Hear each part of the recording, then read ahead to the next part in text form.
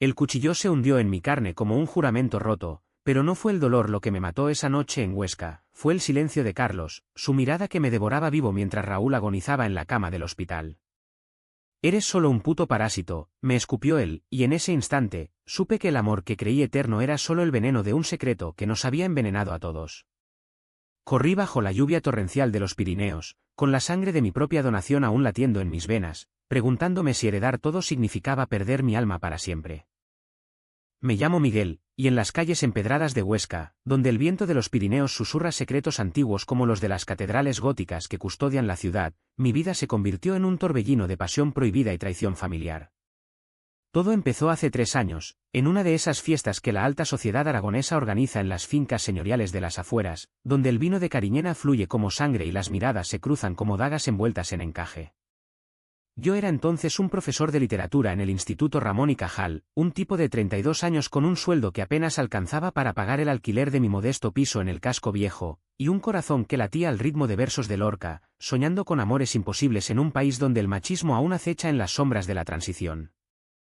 Raúl apareció como un torbellino de aroma a tabaco puro y colonia cara, un viudo de 65 años, patriarca de una familia de terratenientes que poseían viñedos en Somontano y olivos centenarios en las laderas de los Mayos de Riglos. Era alto, con el pelo plateado peinado hacia atrás y una sonrisa que podía derretir el hielo de los inviernos huesquenses.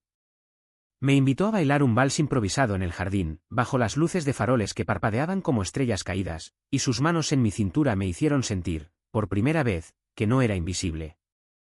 Eres como un verso de Machado, Miguel, austero, pero lleno de fuego, me dijo, y yo, tonto de mí, creí que era el comienzo de un romance de novela rosa. Pero no lo era.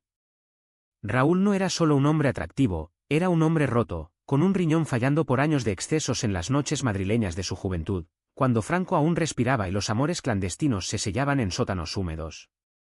Me llevó a su mansión en las afueras de Huesca, un caserón del siglo XVIII con techos abovedados y retratos de antepasados que me miraban con recelo desde las paredes. Allí, entre tapices flamencos y botellas de Jerez envejecido, me confesó su secreto, era gay, pero había vivido una vida de apariencias, casado con una mujer que murió joven, dejando un hijo, Carlos, de 38 años, un arquitecto exitoso que dirigía el estudio familiar en Zaragoza. Carlos. Dios, si hubiera sabido entonces lo que significaría ese nombre. Lo conocí una semana después, en una cena familiar donde el asado de cordero al estilo aragonés humeaba en la mesa larga de roble. Era guapo de una manera feroz, ojos verdes como los prados de la Hoya de Huesca, mandíbula cuadrada y un cuerpo esculpido por horas en el gimnasio, huyendo de los demonios de su padre. Me miró como si yo fuera una mancha en la alfombra persa, y murmuró algo sobre el nuevo capricho de papá. Raúl rió, palmeando mi hombro, y me presentó como un amigo del arte, pero en sus ojos brillaba esa chispa posesiva que yo, en mi ingenuidad, confundí con protección. La relación con Raúl floreció como las amapolas en los campos de cereal de la región, salvaje, efímera, llena de promesas. Pasábamos noches enteras en su biblioteca, recitando poesía flamenca. Él adoraba a Becker mientras sus dedos trazaban mapas invisibles en mi piel. Me compraba trajes de lana fina para los fríos inviernos, me llevaba a conciertos de zarzuela en el Teatro Griego de Huesca, y en la cama, su amor era tierno, casi paternal, un bálsamo para mi soledad. Pero la ciudad chismaba. En Huesca, donde todo el mundo se conoce desde la infancia y las misas dominicales en la SEO son un ritual social, pronto empezaron los susurros, el profesorito ese es el sugar baby de don Raúl.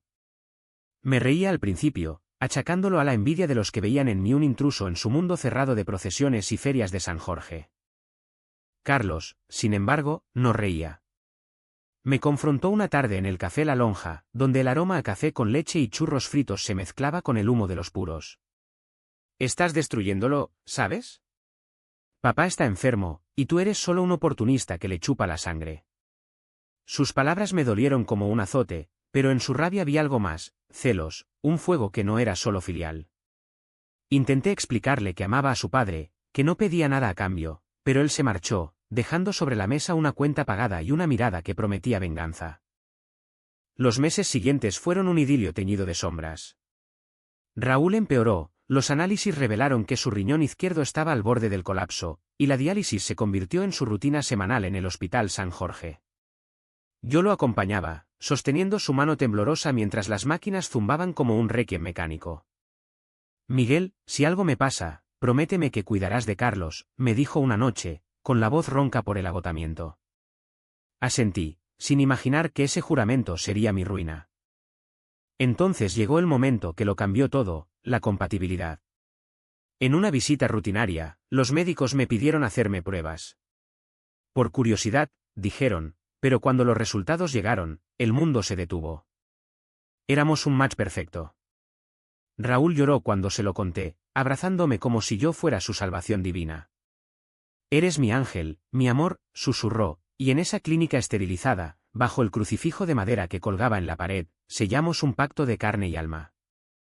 La operación fue en Zaragoza, en el Hospital Clínico Universitario, un laberinto de pasillos blancos y olores a desinfectante que me recordaban las novelas de Umbral, donde la muerte acecha en cada esquina.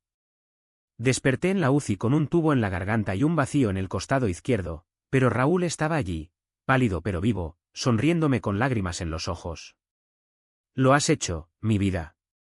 Me has dado la vida. Carlos, por su parte, no visitó la sala de recuperación. Envió flores rosas rojas, como sangre y una nota fría, gracias por el gesto. Pero no creas que esto te hace parte de la familia. Recuperarme fue un infierno lento. Huesca en invierno es cruel, vientos que cortan como navajas desde el Aneto, nieves que cubren las murallas medievales como un sudario. Caminaba cojeando por la plaza de la catedral, apoyado en Raúl, mientras los vecinos nos miraban con una mezcla de piedad y escándalo. Los rumores crecieron, el Sugar Baby se ha sacrificado por el viejo. ¿Qué querrá a cambio? Yo ignoraba las lenguas viperinas, enfocado en el milagro de ver a Raúl caminar de nuevo por los senderos de los Pirineos, recogiendo setas en los bosques de hayas como en sus días de juventud. Pero el amor, en su forma más pura, siempre atrae tormentas. Una noche de tormenta, cuando los relámpagos iluminaban el castillo de Loarre como un fantasma vengativo, Carlos irrumpió en la mansión. Estaba ebrio, oliendo a coñac de la taberna del pueblo, y en su mano blandía una carpeta de papeles amarillentos. «Míralo tú mismo», gritó, arrojándolos a los pies de su padre.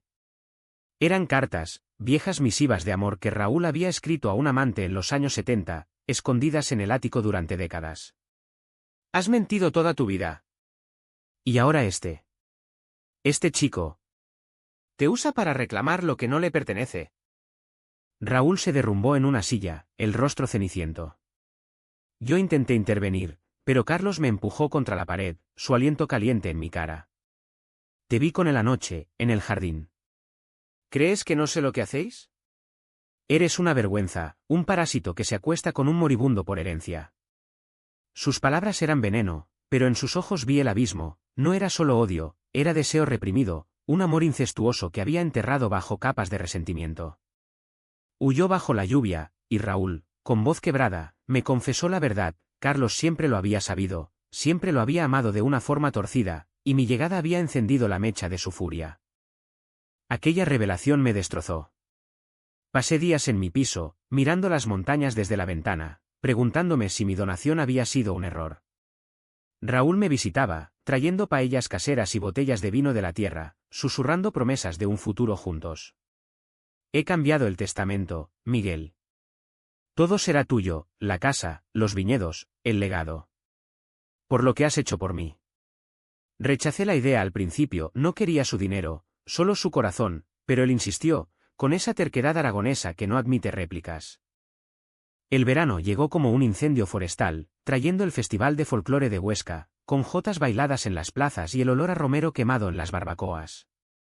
Intenté normalizar las cosas, salí con Raúl a los mercados de la calle Coso, comprando quesos de tronchón y aceitunas aliñadas, fingiendo que éramos solo dos hombres disfrutando de la vida.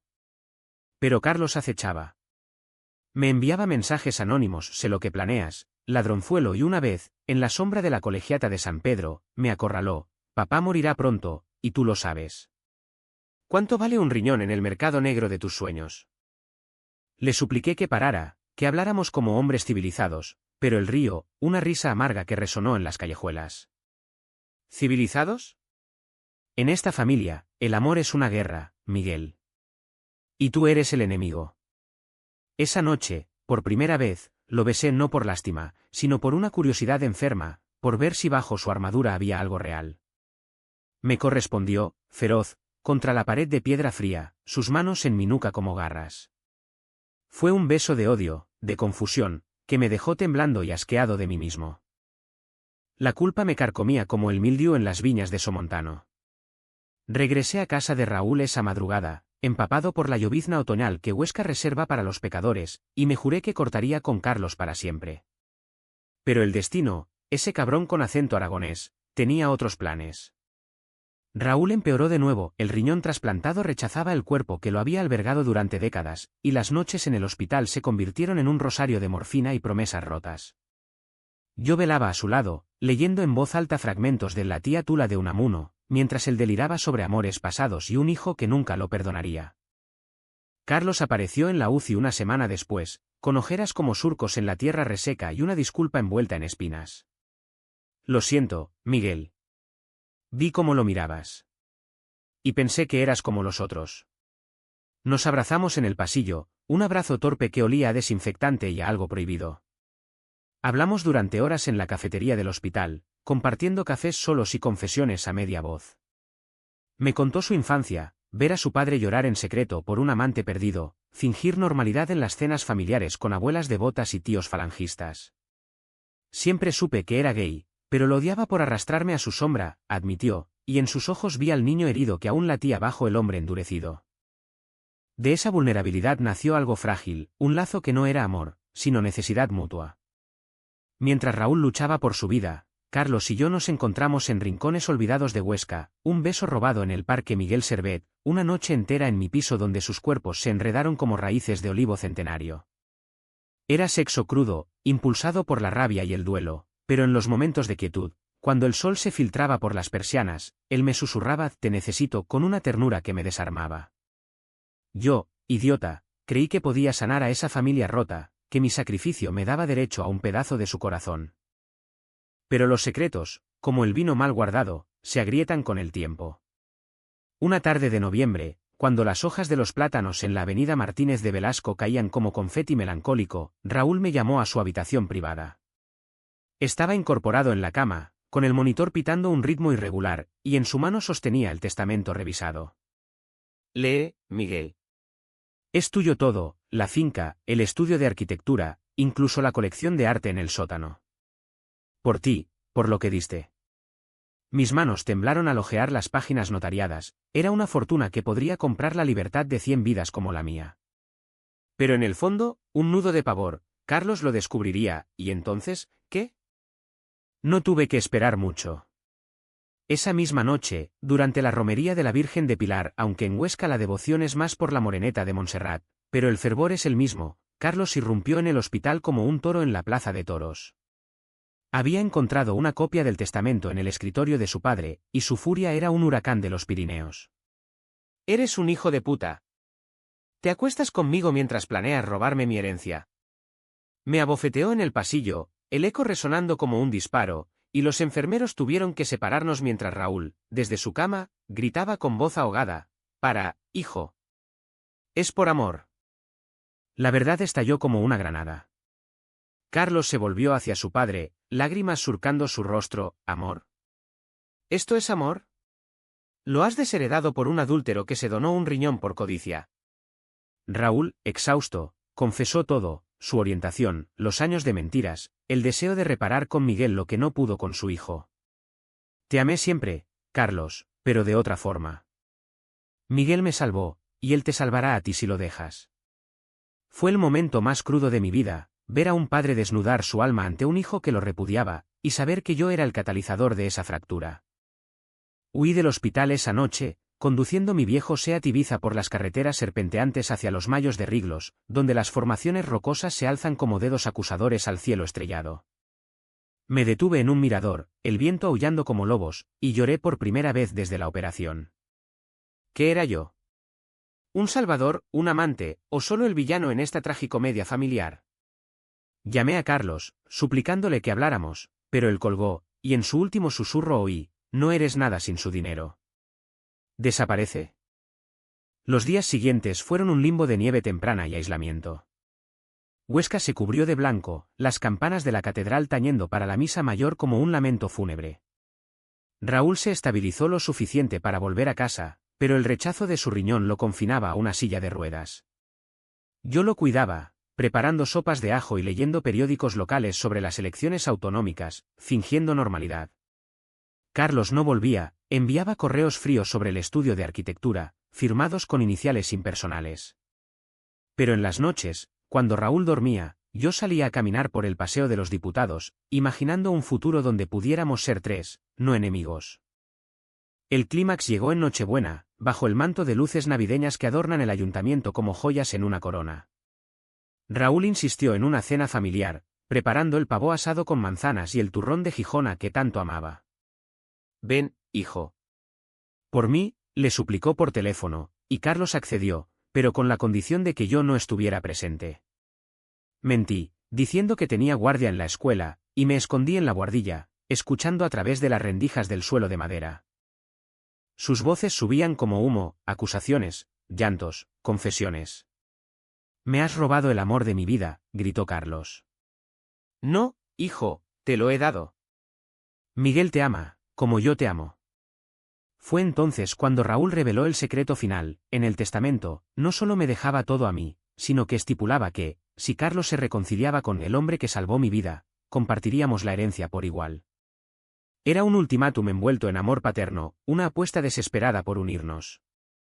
Carlos irrumpió en la buhardilla minutos después, con el rostro enrojecido por el vino y la ira. Me encontró acurrucado entre cajas de libros polvorientos, y por un instante, creí que me golpearía.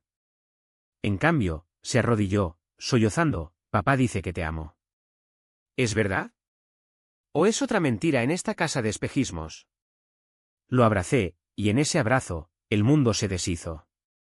Nos besamos con una pasión que era redención, no venganza, sus manos en mi cicatriz, trazando el mapa de mi sacrificio, y yo susurrando: «Sí, te amo», desde el primer odio. Pero el destino, caprichoso como una jota aragonesa, no perdona fácilmente. Raúl nos encontró así, entrelazados en la penumbra, y su sonrisa fue un sol naciente. «Al fin», murmuró, antes de que un espasmo lo derribara. El infarto fue fulminante, el riñón falló por completo, y en la ambulancia, mientras las sirenas aullaban por las calles nevadas, nos tomó las manos: «Heredad. Juntos. Perdonadme». El funeral de Raúl fue un espectáculo de hipocresía huesquense, la iglesia de San Lorenzo rebosante de viudas enlutadas, primos lejanos recitando el Padre Nuestro con devoción fingida, y el ataúd de caoba cubierto de flores de la sierra como un rey destronado. Carlos y yo estábamos al frente, de negro riguroso, nuestras manos rozándose en secreto bajo el banco de madera. El sacerdote, un viejo cura con acento de la olla, habló de redención y familia, pero sus palabras eran ecos huecos ante el vacío que Raúl había dejado en nosotros. Cuando el féretro descendió al panteón familiar en el cementerio de San José, bajo cipreses centenarios que susurraban letanías al viento, supe que nada volvería a ser igual. Los días post-funeral fueron un torbellino de trámites y tensiones. El notario, un hombre regordete con bigote de mosquetero y oficina en la calle Santa Paciencia, leyó el testamento ante un puñado de parientes ávidos. A Miguel, por su donación desinteresada, la totalidad de los bienes, la finca, los viñedos, el estudio. Murmullos de indignación recorrieron la sala, como un rumor de tormenta en los Pirineos. Carlos, a mi lado, apretó mi mano bajo la mesa: «Y si se reconcilia conmigo, compartiremos todo». El notario carraspeó, ajustando sus gafas: «La condición se cumple. La herencia se divide equitativamente entre el señor Carlos López y el señor Miguel Herrera». El escándalo estalló como pólvora. Una tía abuela, vestida de mantilla negra como en las procesiones de Semana Santa, me escupió: «Sugar baby. Ladrón de cadáveres». Los primos exigieron apelaciones, hablando de influencias indebidas y amores pecaminosos que mancillaban el nombre familiar. Huesca entera bullía, en las panaderías de la Plaza de Navarra, en las tertulias del casino mercantil, mi nombre era sinónimo de traición. El profesor se acostó con el padre y el hijo. «Qué vergüenza para Aragón», decían, y yo, caminando por las murallas con la cabeza gacha, sentía sus miradas como flechas. Carlos, por su parte, se debatió en un infierno personal. El estudio de arquitectura en Zaragoza lo reclamaba, proyectos de rehabilitación en el Tubo, el laberinto de bares medievales, pero él se quedaba en Huesca, en la mansión ahora vacía, donde los ecos de su padre resonaban en cada pasillo. Nuestras noches eran un bálsamo y una herida, hacíamos el amor en la biblioteca, entre los libros que Raúl tanto amaba, susurrando promesas de futuro mientras el viento azotaba las ventanas. Esto es nuestro ahora, me decía, trazando mi cicatriz con los labios, pero ¿puedes perdonarme por odiarte tanto? Yo asentía, pero en el fondo, la duda carcomía, ¿era amor, o solo culpa compartida? La crisis estalló en Reyes, cuando la nieve cubría los tejados como un velo de olvido. Carlos recibió una carta anónima de un primo envidioso, supimos después, con fotos granuladas de mis encuentros con Raúl, besos en el jardín, manos entrelazadas en el hospital.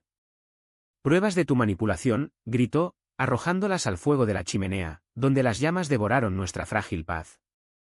Me acusó de todo, de seducir a su padre por codicia, de usar el trasplante como anzuelo, de robarle su herencia moral. Eres el veneno que mató a papá, rugió, y en su furia, vi el espectro de su propia confusión sexual, el hijo que había reprimido su deseo por el padre para encajarlo en un mundo heteronormativo. Huí a los Pirineos esa noche, subiendo por la carretera de Portalet hasta un refugio en las faldas del Aneto, donde el aire es tan puro que duele respirar. Me senté en una roca junto al ibón de Piedrafita, un lago glacial que refleja las cumbres como un espejo roto, y lloré por Raúl, por Carlos, por el hombre que había donado su riñón creyendo en el amor. El frío me calaba los huesos, recordándome la cicatriz que palpitaba como un recordatorio vivo. ¿Valió la pena? En ese aislamiento, bajo un cielo tachonado de estrellas como las de las noches de San Lorenzo, reviví cada momento, el primer baile, la operación, el beso prohibido. Y supe que sí, porque el amor, incluso el roto, nos hace humanos. Carlos me encontró al amanecer, exhausto tras horas de búsqueda, su coche atascado en la nieve. Se arrodilló ante mí, con el rostro azulado por el frío, te odio por hacerme amarte, Miguel.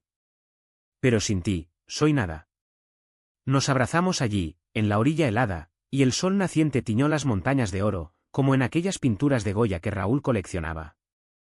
Hablamos por horas, desnudando almas, él confesó su pánico al deseo por mí, yo admití mi miedo a ser solo un puente entre padre e hijo. No lo eres, murmuró. Eres el fuego que nos une. Regresamos a Huesca transformados, vendiendo parte de la herencia para silenciar a los parientes codiciosos, los viñedos a un cooperativista local, el estudio fusionado con una firma zaragozana. Conservamos la mansión, convirtiéndola en un hogar, no un mausoleo. Abrí una librería en el casco viejo, Versos de los Pirineos, donde recito Lorca a turistas y locales, y Carlos diseña proyectos ecológicos para revitalizar la sierra. Los chismes persisten en Huesca, la memoria es larga como un río Ebro, pero ya no duelen.